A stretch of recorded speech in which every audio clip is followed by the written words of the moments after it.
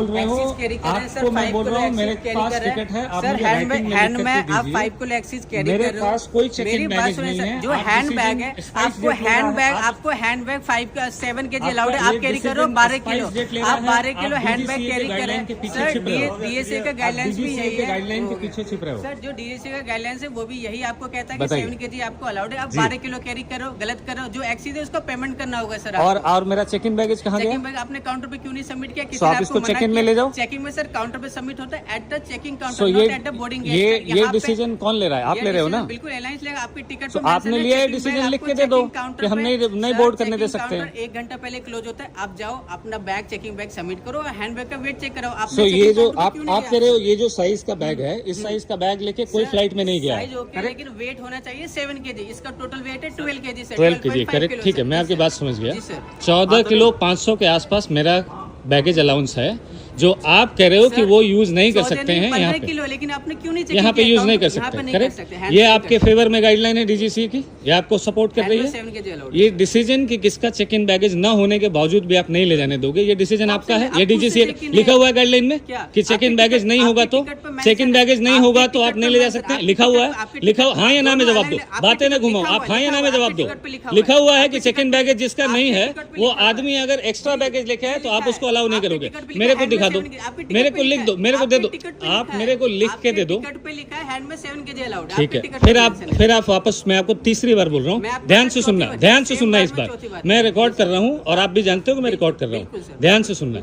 मेरे पास यदि check in baggage नहीं है और चेक इन बैगेज गाड़ी में उसी फ्लाइट में उसी एयरक्राफ्ट में नहीं रखा गया है, उसके बाद अगर इसमें 1-8 किलो एक्स्ट्रा है, जो कि आप कह रहे हो 4-5 किलो एक्स्ट्रा है, ठीक है, 5 किलो एक्स्ट्रा है, तो डीजीसीए की गाइडलाइन में कहीं लिखा हुआ है कि आप जिसका चेक इन बैगेज गया ही नहीं है उसका बोर्डिंग रोक सकते हो।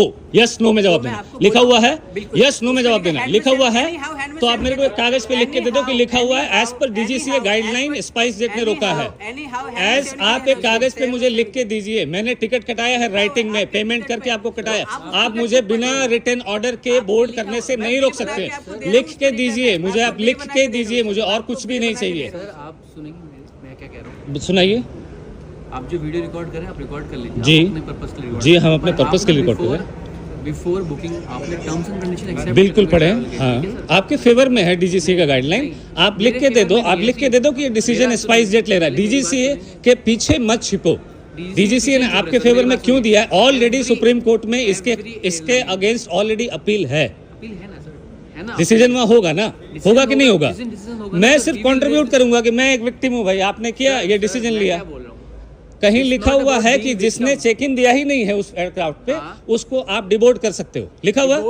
डिबोर्ड करने का पूरा गाइडलाइन डीजीसीए का लिखा हुआ है। किस कंडीशन में आप सिक्योरिटी पर्सनल यहाँ पे खड़े हैं, उनको मालूम है कि किस पर्सन में किसी कंडीशन में किसको डिबोर्ड किया जा सकता है। क्या लिखा हुआ है कि किसी ने चेक इन बैगेज नहीं दिया हुआ, ये लिखा हुआ है कि अगर चेक इन नहीं दिया है और एक्स्ट्रा वेट है तो आप डिबोर्ड कर दोगे, लिखा हुआ है, लिखा हुआ है डिबोर्ड करने का, लिखा हुआ है, नहीं लिखा हुआ है ना? ये डिसीजन स्पाइस ले रहा है, कागज पे लिख के दो, हम डिसीजन स्पाइस ले रहे हैं, इसकी जिम्मेवारी स्पाइस लेता है। आप यहाँ पे 100 सिंपल छोटा सा नहीं, मैं आपसे छोटा सा सवाल पूछ रहा हूँ, ये डिसीजन स्पाइस ले रहा है, लिख के दो।